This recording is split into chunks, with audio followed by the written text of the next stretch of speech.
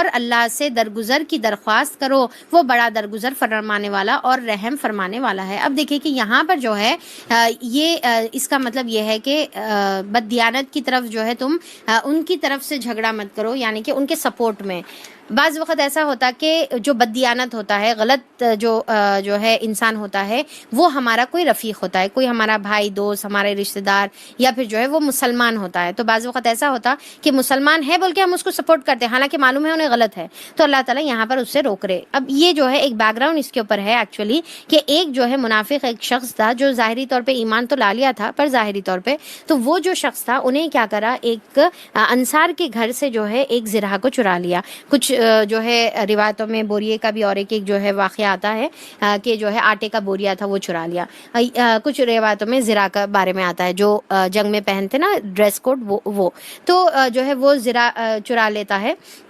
تو اب یہ ہوتا ہے کہ انہیں چرا لیتا، اور جب جیسا معلوم ہوتا کہ اس کے بارے میں تحقیق چل رہی ہے اور اس کی انکوائری چل رہی ہے اور ہر جگہ جو ہے سرچ کر رہے، تو انہیں کیا کرتا، فوری لے کے جا کے وہ زرہ کو یہود کے جو ہے یہود کو دے دیتا اور بولتا کہ تم یہ رکھ لو امانت کے طور پہ، میں بعد میں تمہارے سے لے لیتا ہوں بول کے انہیں جو ہے وہاں پر رکھ دیتا، اور یہ سمجھتا کہ شاید لوگ جو ہے یہودی کے گھر پر نہیں جائیں گے اور انہیں جو ہے بعد میں اس کے پاس سے لے لے گا۔ اور دوسرے جو روایت میں بتا رہی تھی اس میں جو ہے وہ آٹے کا جو بوریا رہتا اس کو سوراخ رہتی، اور وہ پورا جو ہے وہ آٹا گرتے رہتا، اور اس کے جو ہے گھر کا ٹریس جو ہے کر سکتے تھے، تو انہیں ڈر کے کیا کرتا، لے کے جا کے جو ہے یہود کے گھر پہ جو ہے رکھا دیتا۔ تو بہرحال جو دونوں بھی جو بھی کیس ہو، تو اس کے بعد جب جو ہے فائنڈ آؤٹ کرتے تو یہود کے گھر سے جب وہ ملتی چرائی ہوئی چیز، تو اب فیصلہ بار میں لایا جاتا۔ تو یہ جو منافق رہتا انہیں اتنی قسمیں کھا کھا کر بولتا کہ نہیں میرا ہیچ نہیں، یہ میں اس کے پاس رکھا ہیچ نہیں، بلکہ سب جھوٹے باتیں بولتا، اور اس کے جو لوگ رہتے اطراف کے، یعنی کہ اس کے جو رشتہ دار رہتے ان لوگ اس کو سپورٹ کرتے یہ سوچ کے کہ یہ مسلمان ہے، اس کے پورے قبیلے والے جو ہے اس کو سپورٹ کرتے، اور منافق کے پاس جو ہے کچھ بھی بولنے کے لیے نہیں رہتا، انہیں بس اتنا بولتا کہ انہیں جھوٹ بول رہا اور انہیں میرے پاس لے کر آ کے رکھایا میں، اور اس کے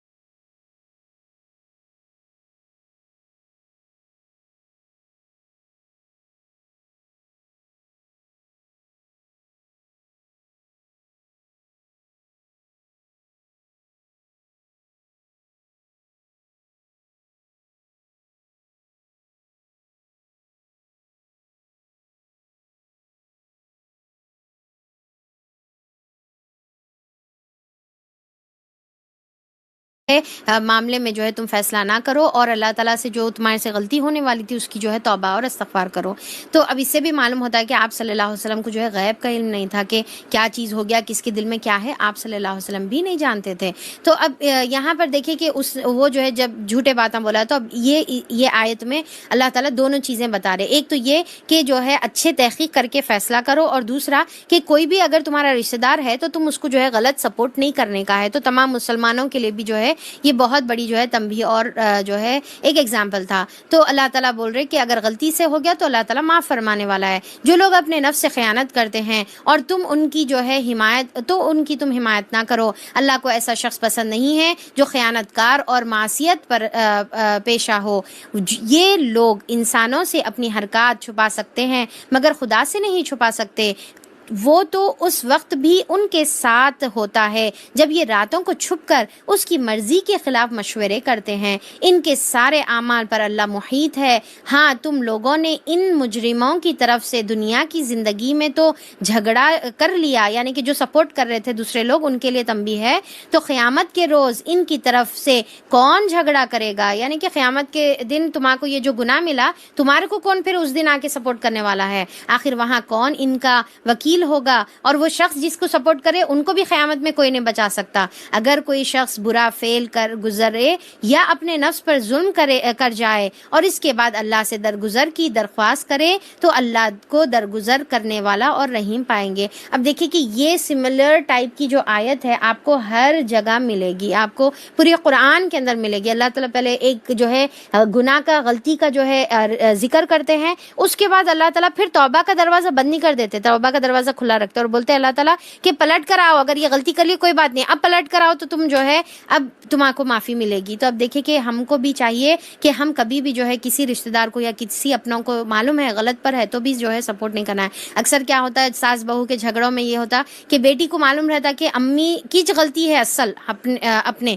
اور پھر جو ہے پر اس کو یہ رہتا کہ میری ماں ہے تو میرے کو سپورٹ کرنا ہے، تو بہرحال انہیں جو ہے سپورٹ کرتی ہے۔ اسی طریقے سے شوہر اور بیوی کے جھگڑوں میں بھی جو ہے والدین اپنے اپنے بچوں کو سپورٹ کرتے ہیں، یہ حالانکہ معلوم رہتا کہ میری بیٹی کی غلطی ہے، کہ میری بیٹی جو ہے شوہر کا حق صحیح ادا نہیں کر رہی، پھر بھی بیٹی کو سپورٹ کرتی یا بیٹے کو جو ہے سپورٹ کرتی ہے ماں، اور یہ اس کو معلوم ہے کہ جو ہے بیٹا اس کے اوپر زیادتی کر رہا، تو یہ ہم کو جو ہے نہیں کرنے کا ہے۔ تو یہاں پر جو ہے اللہ تعالیٰ بول رہے کہ تم یہ کام نہیں کرو، کیونکہ قیامت میں نہ تم ان کو بچا سکتے نہ تم اپنے آپ کو بچا سکتے یہ گناہ کرنے کے بعد، اور پھر توبہ کا دروازہ اللہ تعالیٰ رکھے کہ اگر یہ کر لیے تو توبہ کرو۔ اب اس کے بارے میں آپ صلی اللہ علیہ وسلم نے فرمایا کہ اگر کوئی شخص جو ہے جب گناہ کرتا ہے اور اس کو احساس ہو جاتا ہے اور وہ اچھے سے وضو کرتا ہے اور 2 رکعت نماز پڑھ کر اللہ تعالیٰ سے توبہ کی جو ہے درخواست کرتا ہے تو اللہ تعالیٰ اس کی توبہ کو قبول فرماتے ہیں اور اس کے گناہوں کو معاف کر دیتے ہیں۔ تو اللہ تعالیٰ کیا کر رہے ہیں یہاں پر انسان کو جو ہے ایک آپشن اللہ تعالیٰ یعنی کہ انسان کو موقع دے رہے ہیں،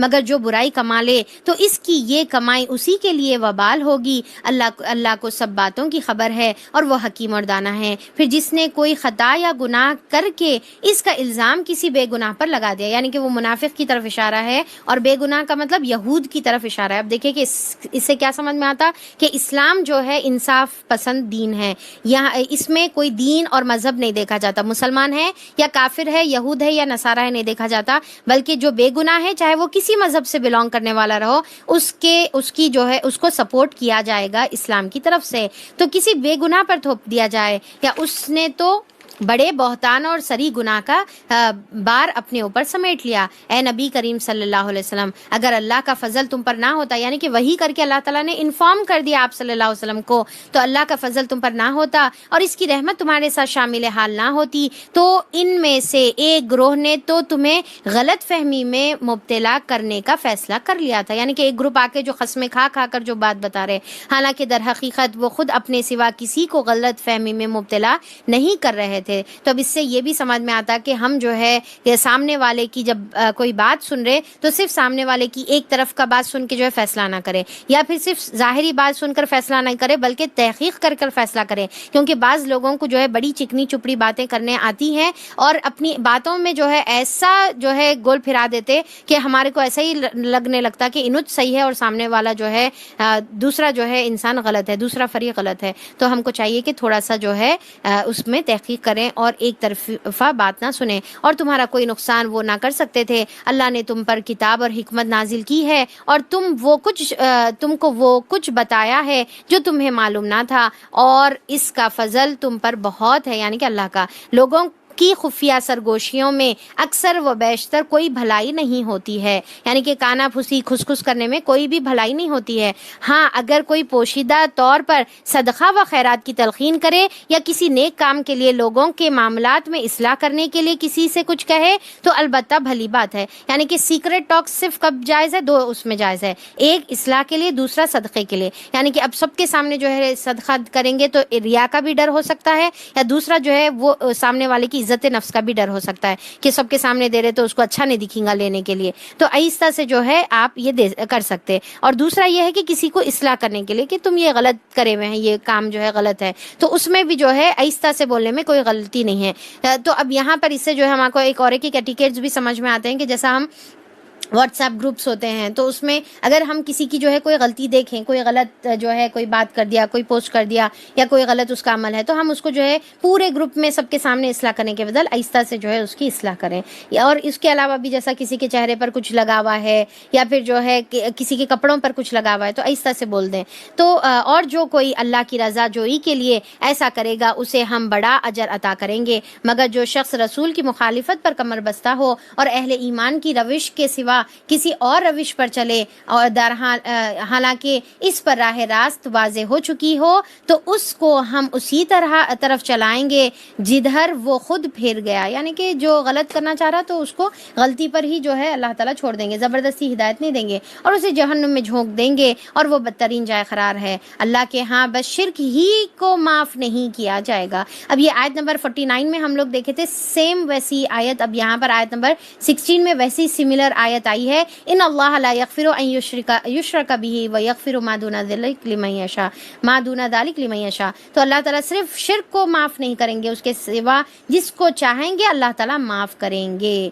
جس نے اللہ کے ساتھ کسی کو شریک ٹھہرایا ہے وہ تو گمراہی میں بہت دور نکل گیا، یعنی کہ گمراہی کے سیدھے راستے سے جو ہے دور نکل گیا۔ وہ اللہ کو چھوڑ کر دیویوں کو معبود بناتے ہیں، وہ اس باغی شیطان کو معبود بناتے ہیں۔ اب کس کو معبود؟ ایک تو جو ہے دیویوں کو اور دوسرا شیطان کو معبود بناتے ہیں، یعنی کہ اس کی بات سن کے اس کی اطاعت کر کے جو ہے اس کو معبود بناتے ہیں۔ اللہ ہماری حفاظت فرمائے۔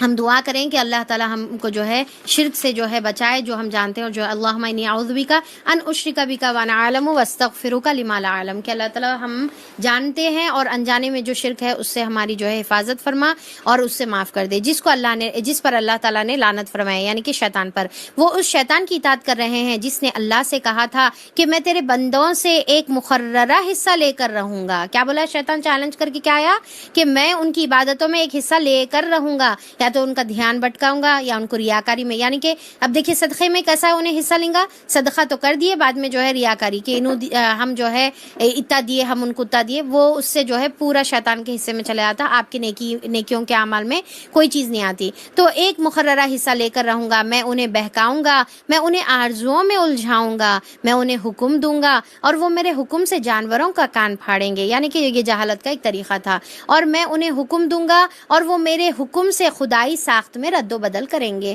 اب یہاں پر جو ہے کیا ہے، ایک جو ہے شیطان کا حکم میں کیا رہا کہ خدائی ساخت میں رد و بدل کریں گے، یعنی کہ اللہ تعالیٰ نے جو چیز جیسی بنائی ہے اس میں جو ہے تبدیلی کریں گے۔ اب دیکھیں کہ ایک تو چیز اللہ تعالیٰ کیسا بنائے، شوہر اور بیوی کا رکھے اور شوہر کو خواہاں بنائے، یہ اللہ کی بنائی ہوئی چیز ہے، اس میں رد و بدل ہم کو نہیں کرنا ہے۔ دوسرا ساخت کا مطلب یہ بھی ہو سکتا ہے کہ ہماری جو تخلیق ہے، یعنی کہ ہمارا جسم ہے، تو اس کے اندر جو ہے اللہ تعالیٰ جیسی بنائے ہمارے کو قبول کر لینا ہے۔ تو اب اس میں جو ہے مفسرین یہ بھی بتاتے ہیں کہ جو ہم بھویں نکالتے ہیں، تراشتے ہیں اپنے جو ہے آنکھوں کے اوپر کی جو بروز ہم جو ہے بناتے ہیں، آئی بروز، تو اس کو جو ہے تراشنا بھی جو ہے اسی حکم میں آئے گا کہ اللہ کی ساخت میں رد و بدل کرنا۔ اور پھر اس کے علاوہ بھی جو ہے ہاں، اگر کوئی انسان جیسا جو ہے داڑ لگا لے رہا یا جو ہے ڈینٹسٹ کا کوئی علاج کر رہا اور وہ اس کی بیماری میں آ رہا اور وہ ضروری ہے، تو اس میں کوئی حرج نہیں ہے، پر ایکسٹرا اللہ تعالیٰ کے ساخت میں جو ہے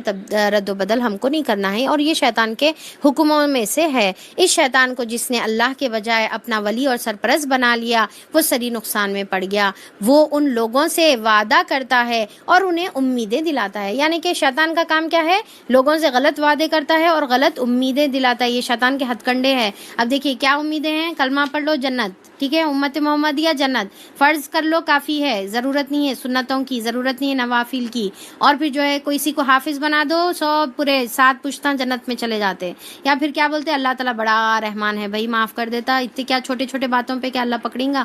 تو ایسی امیدیں پورے جو ہے شیطان کی طرف سے ہوتی ہیں، مگر شیطان کے سارے وعدے بجز فریب کے اور کچھ نہیں ہیں، یعنی کہ صرف دھوکے کے سوا کچھ نہیں ہے۔ ان لوگوں کا ٹھکانہ جہنم ہے جس سے خلاصی کی کوئی صورت یہ نہ پائیں گے۔ رہے وہ لوگ جو ایمان لے آئیں اور نیک عمل کریں تو انہیں ہم ایسے باغوں میں داخل کریں گے جن کے نیچے نہریں بہتی ہوں گی اور وہ وہاں ہمیشہ ہمیشہ رہیں گے۔ تو جو ایمان لے کر آئے اور اچھے عمل کرے ان کے لیے یہ اللہ کا سچا وعدہ ہے، اور اللہ سے بڑھ کر کون اپنی بات میں سچا ہوگا۔ انجام کار نہ تمہارے آرزوؤں پر موقوف ہے نہ اہل کتاب کے آرزوؤں پر موقوف ہے۔ اب اللہ تعالیٰ یہاں پر کلیئر بتا دیے، اہل کتاب کی بھی کیا تھی آرزواں کہ ہم سب سے اللہ تعالیٰ کے چہیتے بندے ہیں، ہمارے کو اللہ تعالیٰ جہنم میں نہیں ڈالتا، ڈالا تو بھی تھوڑے دن۔ اب ہماری بھی یہ آرزو ہیں، اللہ تعالیٰ بول رہے کہ کس کی بھی آرزوؤں کی بنا پر قیامت میں فیصلے نہیں ہونے والے ہیں۔ جو بھی رہو، چاہے اہل کتاب سے رہو یا اہل امت محمدی سے رہو، جو بھی برائی کرے گا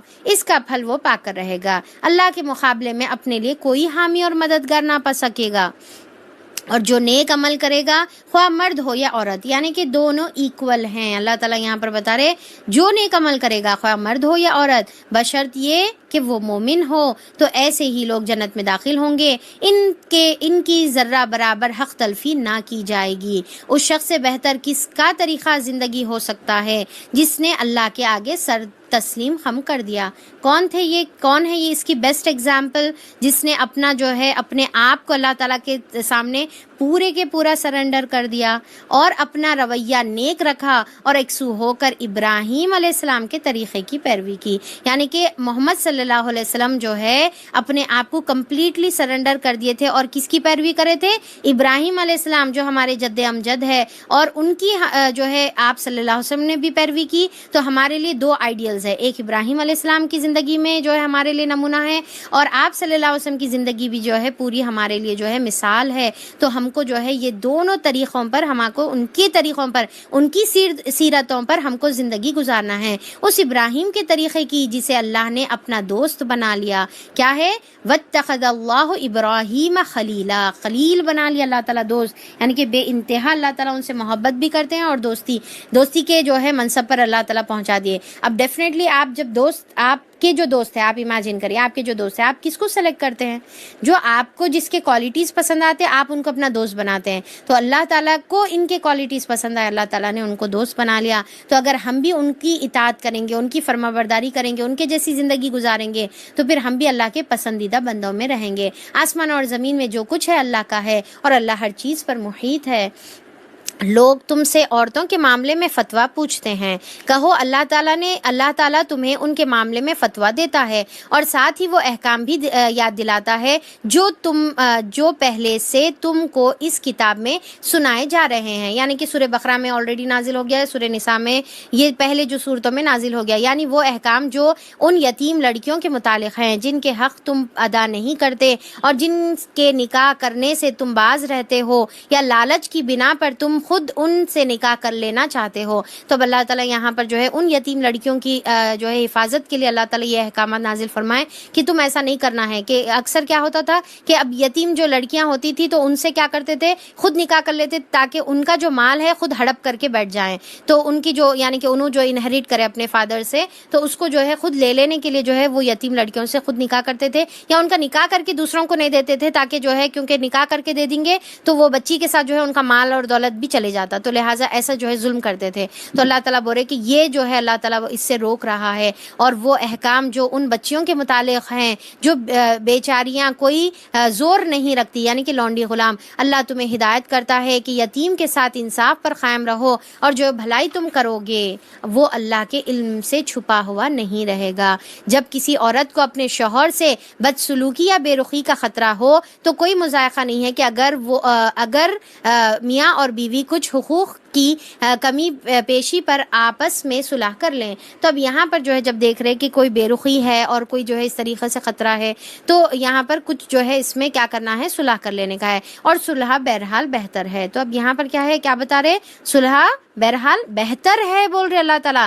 کس سے بہتر ہے؟ طلاق سے بہتر ہے. اللہ تعالیٰ بول رہے کہ دیکھو تم طلاق پہ جو ہے، طلاق ہی جو ہے فائنل جو ہے سلیوشن نہیں ہے، بلکہ صلح کر لو نا، کہ تم یہ کرو کہ نکاح میں رہو اور تم جو ہے اپنے حساب سے جیو، ان کو اپنے حساب سے جینے دو. ٹھیک ہے، تو کچھ بھی جو ہے اس طریقے سے دونوں بھی جو ہے ایک دوسرے کی کمی بیشی پر، ٹھیک ہے تم یہ نہیں کریں گے تو میرے لیے اوکے ہے، میں یہ نہیں کری تو پھر تم بھی جو ہے میرے کو سوال نہیں کرنا، ایسے ٹائپ کی جو ہے کوئی کنڈیشنز پر دونوں ایک دوسرے پر جو ہے صلح کر لے سکتے. یہ بہتر ہے طلاق سے. اور یہ ان خاص طور پہ ان عورتوں کے لیے، ان آدمیوں کے لیے ہے جس کی جو ہے بہت سی اولاد بھی ہوتی ہے، ساتھ میں اولاد ہو جانے کے بعد جو ہے اس کا اثر اولاد پر ہو سکتا، تو صلح اللہ تعالیٰ کرنے کا حکم دے رہے. یا بہت بڑھاپے کی ایج ہو گئی ہوئی ہے اور یہ ایج میں اب جو ہے طلاق کے ساتھ کہاں جئیں گے، بلکہ بہتر ہے کہ صلح کر کے جو ہے ساتھ ہی رہو. پر کیا ہے اپنے اپنے جو ہے حقوق سے ایک دوسرے سے دستبرداری کر لو.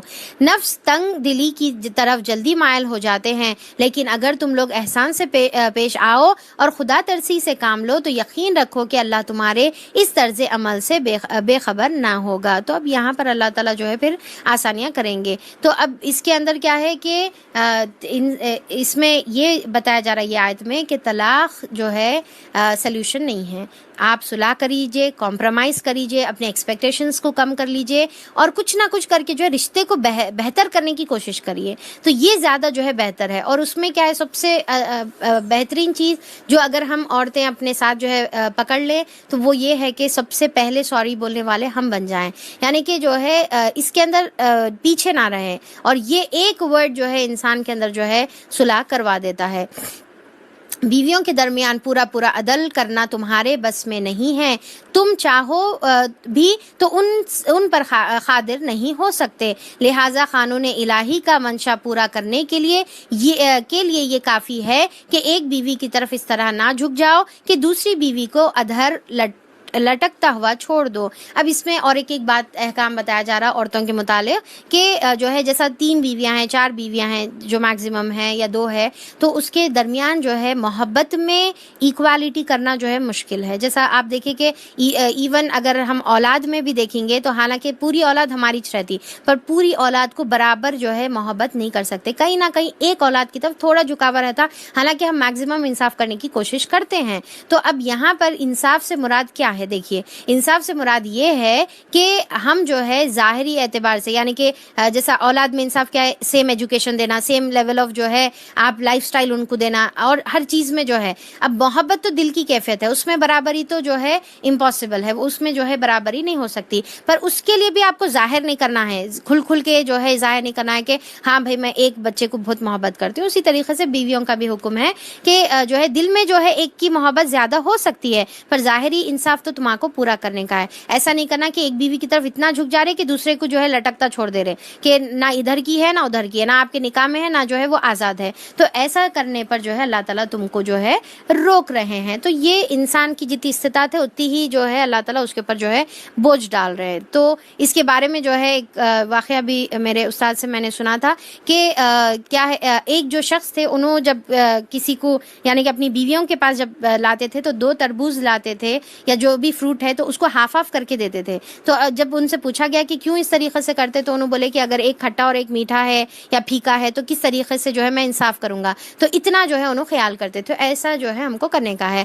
اگر تم اپنا طرز عمل درست رکھو اور اللہ سے ڈرتے رہو تو اللہ تعالیٰ چشم پوشی کرنے والا اور رحم کرنے والا ہے. لیکن اگر زوجین ایک دوسرے سے الگ ہی ہو جائیں تو اللہ اپنی وسیع قدرت سے ہر ایک کو دوسرے کی محتاجی سے بے نیاز کر دے گا. یعنی کہ فائنل ڈیسائیڈ کر لیے طلاق کا تو پھر تم جو ہے اس میں آگے بڑھو، ایک دوسرے کو ٹارچر کرتے ہوئے ساتھ مت رہو بلکہ الگ ہو جاؤ. پر اس کے بعد اللہ تعالیٰ جو ہے دونوں کے لیے انشاءاللہ ایسا راستہ نکالے گا کہ دونوں کو ایک دوسرے سے بے نیاز کر دے گا۔ اللہ کا دامن بہت کشادہ ہے اور وہ دانا اور بینا ہے۔ آسمان اور زمین میں جو کچھ ہے سب اللہ ہی کا ہے۔ تم سے پہلے جن کو ہم نے کتاب دی تھی انہیں بھی یہی ہدایت کی تھی کہ اب تم کو بھی یہی ہدایت کرتے ہیں۔ اللہ تعالیٰ پہلے کے بھی یہی ہدایت کرے، ابھی بھی یہ ہدایت کرے کہ خدا سے ڈرتے ہوئے کام کرو۔ کیا ہے کہ خدا سے ڈرتے ہوئے کام کریں گے تو زندگی کے سارے معاملات سیٹ رائٹ رہتے، لیکن اگر تم نہیں مانتے تو نہ مانو۔ آسمان اور زمین کی ساری چیزوں کا مالک اللہ ہی ہے اور وہ بے نیاز ہے، ہر تعریف کا مستحق۔ ہاں اللہ ہی مالک ہے ان سب چیزوں کا جو آسمانوں میں ہے اور جو زمین میں ہے۔ دیکھیے کہ بار بار تکرار کی جا رہی ہے کہ پوری کائنات کا سلطنت، پوری سلطنت کس کی ہے؟ صرف اور صرف اللہ تعالیٰ کی ہے۔ تو کیا ہم ایسے جو مالک ہے تو اس کے سامنے کیا ہم جو ہے نہیں جھکیں گے؟ اس کے سامنے کیا ہم اپنے مسئلوں کو نہیں رکھیں گے؟ اب دیکھیے کہ یہاں پر گھریلو مسائل کا ذکر ہے، اس کے بعد اللہ تعالیٰ یہ سلطنت کی، اپنی جو ہے بادشاہ، اپنی ملکیت کی اللہ تعالیٰ بات کر رہے۔ تو اب ہم جو ہے اللہ تعالیٰ کے سامنے اگر کوئی پرابلم ہے، ہمارے گھر میں کوئی جو ہے گھریلو مسائل ہے، تو ہم اللہ کے سامنے جو ہے جھک کر اللہ تعالیٰ سے دعا کریں، یہ جو ہے تمام معاملات میں اللہ تعالیٰ سے آسانیوں کی جو ہے مدد مانگے، تو اللہ تعالیٰ ہمارے جو ہے آسانیاں کر دے گا اور لوگوں کے دلوں میں جو ہے محبتیں اور الفتیں ڈال دے گا۔ اور اللہ تعالیٰ کا اور کارسازی کے لیے بس وہی کافی ہے۔ اگر وہ چاہے تو تم لوگوں کو ہٹا کر تمہاری جگہ دوسروں کو لے آئے، اور وہ اس کی پوری قدرت رکھتا ہے۔ یعنی کہ اگر ہم اللہ کی جو ہے یہ بادشاہی کو نہیں مانگیں گے تو اللہ تعالیٰ دوسری قوم کو لے آئے گا۔ جو شخص محض ثواب دنیا کا طالب ہو اسے معلوم ہونا چاہیے کہ اللہ کے پاس ثواب دنیا بھی ہے اور ثواب آخرت بھی ہے، اور اللہ تعالیٰ وسیع اور بصیر ہے، سمیع اور بصیر ہے۔ اے لوگو جو ایمان لائے ہو، انصاف کے علمبردار اور خدا کے واسطے گواہ بنو، اگرچہ تمہارے انصاف اور تمہاری گواہی کے زد میں خود تمہاری اپنی ذات پر یا تمہارے والدین اور رشتہ داروں پر ہی کیوں نہ پڑے۔ اب یہ بات ہم آلریڈی جو ہے پڑھ چکے ہیں کہ ہم جو ہے انصاف کے علمبردار بننا ہے، انصاف کو قائم کرنے والے بننا ہے۔ کیا انصاف کے علمبردار کا مطلب کیا ہے؟ انصاف کو قائم کرنے والے بننا ہے۔ تو چاہے اس میں ہمارے ہی خلاف کیوں نہ جو ہے ورڈکٹ ہو یا ہمارے پیرنٹس کے خلاف، فریق معاملے خواہ مالدار ہو یا غریب ہو، یعنی کہ مالدار ہو یا غریب ہو، اللہ تم سے زیادہ ان کا خیر خواہ ہے، لہٰذا اپنی خواہش نفس کی پیروی میں عدل سے باز نہ آؤ۔ بعض وقت ایسا ہوتا ہے کہ کوئی غریب ہے اور کوئی مالدار ہے تو ہم غریب کا سپورٹ کرتے، ارے کچھ تو بھی مل گیا تو اچھا ہے اس کو بول کے۔ اللہ تعالیٰ بولے اللہ زیادہ خیر خواہ ہے، لہٰذا تمہارا کام کیا ہے؟ بس عدل سے کام کرو، اور اگر تم نے لگی لپٹی بات کہی یا سچائی سے پہلو بچایا تو جان رکھو کہ جو کچھ تم کرتے ہو اللہ اس سے باخبر ہے۔ اے لوگو جو ایمان لائے ہو، ایمان لاؤ۔ اب یہاں پر یہ بہت ہی جو ہے امپورٹنٹ آیت ہے، یا ایھا الذین آمنوا آمنو، اے لوگو جو ایمان لائے ہو ایمان لاؤ۔ ایمان لائے پھر ایمان لانا، اور مخاطب کس ہے؟ ایمان والوں سے مخاطب ہے، اور ایمان لاؤ بول کے بول رہے، یعنی کہ اللہ تعالیٰ اس کا مطلب یہ ہے کہ تم نے جو لاشعوری طور پہ جو ایمان لا لیا نا، وراثت میں جو ہے مسلمان بن گئے اور پھر جو ہے دل سے جو ہے صحیح سے ایمان تمہارے اندر داخل نہیں ہوا، تو ایسا ایمان قبول نہیں ہے۔ اللہ تعالیٰ بول رہے دل سے ایمان لاؤ، یعنی کہ اب تک ایمان لے کر آئے۔ آیت نمبر 136 میں اللہ تعالیٰ بتا رہے کہ یا ایھا الذین آمنوا آمنو، ایمان لے کر آؤ۔ تو ہمارے کو چاہیے کہ ہم دل سے ایمان لے کر آئیں، زبان سے نہیں بلکہ دل سے، اس کو سمجھتے ہوئے سچے دل سے، اور پھر کیا کریں؟ عمل سے ثابت کریں۔ ہمارا ایمان کیسا ثابت ہوگا؟ صرف اور صرف ہمارے عمل سے ثابت ہوگا۔ تو اللہ تعالیٰ بول رہے کہ اے لوگوں ایمان لائے، بول دیے، زبان سے بول دیے، اب عمل کر کے بتاؤ۔ اس کا مطلب یہ بھی ہوتا ہے، ایک مطلب کیا ہے؟ سچے دل سے ایمان لاؤ، دوسرا مطلب یہ ہے کہ اب prove yourself by your deeds, عمل آپ جو ہے ثابت کریں اس کے رسول پر اور اس کی کتاب پر جو اللہ تعالیٰ نے اپنے رسول پر نازل کی ہے، اور ہر اس کتاب پر جو اس سے پہلے نازل کر چکا ہے۔ جس نے اللہ اور اس کے ملائکہ اور ان کی کتابوں اور اس کے رسولوں اور روز آخرت کا کفر کیا، وہ گمراہی میں بھٹک کر بہت دور نکل گیا۔ رہے وہ لوگ جو ایمان لائے پھر کفر کیا، پھر ایمان لے کر آئے پھر کفر کیا، پھر اپنے کفر میں بڑھتے چلے گئے، یعنی کہ کبھی ایمان کبھی کفر کبھی ایمان، تو اسی میں بڑھتے چلے گئے، تو اللہ تعالیٰ ہرگز ان کو معاف نہ کرے گا اور نہ کبھی ان کو راہ راست دکھائے گا، یعنی کہ کھیل نہیں ہے یہ۔ اور جو منافق اہل ایمان کو چھوڑ کر کافروں کو اپنا دوست بناتے ہیں، انہیں عذاب کا مژدہ سنا دو کہ ان کے لیے دردناک عذاب ہے۔ کیا یہ لوگ عزت کے طلب میں ان کے پاس جاتے ہیں، حالانکہ عزت تو ساری کی ساری اللہ کے لیے ہے۔ یعنی کہ کافروں کا سپورٹ کرے کیا کہ دنیا کی تھوڑی عزت مل جائے، پوزیشن مل جائے، تو آج انہوں پاور میں ہے تو ان کو سپورٹ کر لو۔ تو اللہ تعالیٰ بول رہے کہ اللہ عزت تو ساری کی ساری اللہ کی ہے۔ اللہ اس کی کتاب میں تم کو پہلے ہی حکم دے چکا ہے کہ جہاں تم سنو کہ اللہ کی آیت کے خلاف کفر بکا جا رہا ہے اور ان کا مذاق اڑایا جا رہا ہے تو وہاں نہ بیٹھو۔ یعنی کہ جو اب دیکھیں کہ اس میں کیا سمجھ میں آتا ہے، ایون ویسے ویڈیوز اور جو ہے ویڈیوز اور پوسٹ ہم کو نہیں دیکھنا ہے جہاں پر جو ہے قرآن کو جو ہے بے حرمتی کی جا رہی ہے، اللہ کا مذاق اڑایا جا رہا ہے، دین کا مذاق اڑایا، ایسی چیزیں نہ سننا ہے اور ویسی محفلوں میں بیٹھنا نہیں، اٹھ کے چلے جانا ہے جب تک کہ لوگ دوسری بات میں نہ لگ جائیں۔ اب اگر تم ایسا کرتے ہو تو تم بھی انہی کی طرح ہو، اگر سنیں گے تو تم بھی ان کے برابر ہے۔ یقین جانو کہ اللہ منافقوں اور کافروں کو جہنم میں ایک جگہ جمع کرے گا۔ یہ منافق تمہارے معاملے میں انتظار کر رہے ہیں کہ اونٹ کس کروٹ بیٹھتا ہے۔ اگر اللہ کی طرف سے فتح تمہاری ہوئی تو آ کر کہیں گے کہ ہم تمہارے ساتھ تھے۔ اگر کافروں کا پلہ بھاری رہا تو ان سے کہیں گے کہ کیا ہم تمہارے خلاف ان پر جو ہے لڑنے پر قابو نہ تھے، پھر بھی ہم نے تمہیں مسلمانوں سے بچایا۔ بس اللہ ہی تمہارے اور ان کے معاملے کا فیصلہ قیامت کے روز کرے گا، اور اس فیصلے میں اللہ نے کافروں کے لیے مسلمانوں پر غالب آنے کی ہرگز کوئی سبیل نہیں رکھی ہے۔ یہ منافق اللہ کے ساتھ دھوکہ بازی کر رہے ہیں۔ کیا کر رہے ہیں؟ بہت امپورٹنٹ آیت ہے، ذرا غور سے سنیے، آیت نمبر 142۔ یہ منافق اللہ تعالیٰ سے کیا کر رہے ہیں؟ دھوکہ بازی کر رہے ہیں، حالانکہ در حقیقت اللہ ہی نے انہیں دھوکے میں ڈال رکھا ہے۔ اب ان کی صفت کیا ہے؟ جب وہ نماز کے لیے اٹھتے ہیں تو کسمساتے ہوئے اٹھتے ہیں۔ کیا مطلب؟ یعنی کہ کاہلی کے ساتھ اور پھر جو ہے نہ چاہتے ہوئے بیزارگی کے ساتھ، ابا پھر اذان ہوئی، اب بھی پڑھ کے بیٹھے تھے نا، پھر ہو گئی اذان، اب پھر پڑھنا ہے نماز۔ تو ایسی مصیبت سے سر پہ جو ہے مصیبت کی چٹی پڑ گئی جیسا بار کے طور پر جو ہے اٹھ کر جو ہے جب نماز پڑھتے ہیں۔ تو یہ کس کی صفت ہے؟ یہ اللہ تعالیٰ بول رہے کہ یہ منافق کی صفت ہے، یہ مومن کی صفتیں ہیں۔ مومن کا تو دل کیا ہے؟ نمازوں میں اٹکا ہوتا ہے۔ جیسا آپ صلی اللہ علیہ وسلم نے فرمایا کہ عرش کے سائے میں وہ شخص ہے جس کا دل جو ہے مسجدوں میں اٹکا ہوا رہتا ہے، جس کا دل جو ہے نمازوں میں اٹکا ہوا رہتا ہے، ایک نماز کے بعد دوسری نماز کا انتظار کرتے رہتا۔ کیوں؟ کیونکہ وہ اللہ کی ملاقات کا ذریعہ ہے۔ اس کو معلوم ہے کہ جب وہ نماز پڑھتا ہے تو وہ اللہ تعالیٰ کے سامنے کھڑا ہوتا ہے، وہ اس ذات کے سامنے کھڑا ہوتا ہے جس سے سب سے زیادہ محبت کرنے کے وہ دعوے کرتا ہے۔ اب دیکھیے کہ ذرا جو ہے اب لاک ڈاؤن کی وجہ سے ہم کئی اپنے ایسے لوگوں سے نہیں مل سک رہے نا جس کو ہم چاہتے ہیں، ہمارے والدین کے گھر نہیں جا سک رہے اور پھر جو ہے بہن کی شکل نہیں دیکھ سک رہے۔ تو اب یہاں پر ہم کیسا تڑپ رہے نا ان کو دیکھنے، ان سے ملنے، اور پھر سوچے کہ جب ہم ملیں گے تو کتنی ہم کو خوشی ہوگی۔ تو کیا ہم کو اللہ تعالیٰ کے سامنے کھڑے ہونے سے خوشی نہیں ہوتی ہے؟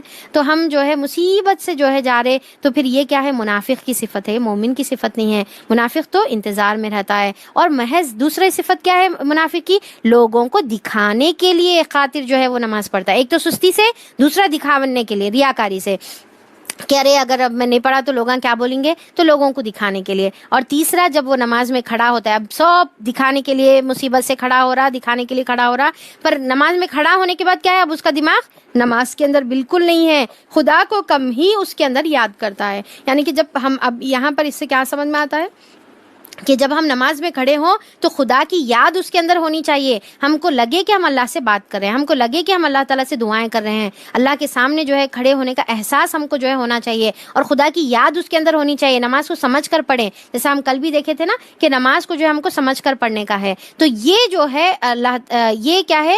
مومن کی صفت ہے۔ تو اب اس کے اندر دیکھیں کہ حدیث میں آتا ہے کہ آپ صلی اللہ علیہ وسلم نے فرمایا کہ مومن کے لیے عشاء اور فجر کی نماز منافق کے لیے عشاء اور فجر کی نماز بہت بھاری ہے۔ مصیبت سے فجر اور عشاء کے لیے جو ہے گھسیٹتے ہوئے اپنے آپ کو جو ہے وہ آتا ہے۔ اور ایمان اور کفر کے درمیان فرق کرنے والی چیز کیا ہے؟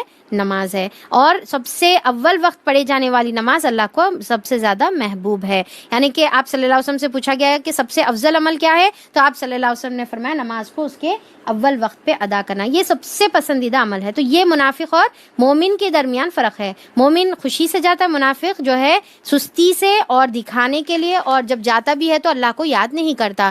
کفر اور ایمان کے درمیان ڈاوا ڈول ہے، نہ پورا ادھر ہے نہ پورا ادھر ہے۔ جسے اللہ نے بھٹکا دیا اس اس کے لیے تم کوئی راستہ نہیں پاؤ گے۔ اے لوگوں جو ایمان لائے ہو، مومنوں کو چھوڑ کر کافروں کو اپنا دوست نہ بناؤ۔ کیا تم چاہتے ہو کہ اللہ کو اپنے خلاف صریح حجت دے دو؟ یقین جانو کہ منافق جہنم کے سب سے نچلے گڑھے میں ہیں۔ اب دیکھیے کہ یہاں پر منافقین کی جو تمام صفت ہم نے اب تک پڑھی ہے، کیا جھوٹ بولتے ہیں، جھوٹی گواہیاں دیتے ہیں، نماز کو دیر سے آتے ہیں، قرآن کے اندر غور و فکر نہیں کرتے، جہاد اور عمل سے جو ہے اپنے ایمان کو ثابت نہیں کرتے، دوسروں پر جو ہے جھوٹے الزام لگا دیتے ہیں۔ تو یہ تمام جو ہے دین سے پیچھے رہنے والوں میں سے رہتے، آگے نہیں بڑھتے دین کے لیے۔ تو ایسے لوگوں کے لیے کیا ہے؟ جہنم کا سب سے نچلا گڑھا ہے، جہاں سے آگ شروع ہوگی، سب سے زیادہ شدید عذاب ان کو دیا جائے گا۔ اور یعنی کہ مشرک کو بھی نہیں بلکہ منافق کو، تم کسی کو ان کا مددگار نہ پاؤ گے، البتہ جو ان میں سے تائب ہو جائیں، یعنی کہ توبہ کر آئیں اور اپنے عمل کی اصلاح کر لیں، تو اللہ کا دامن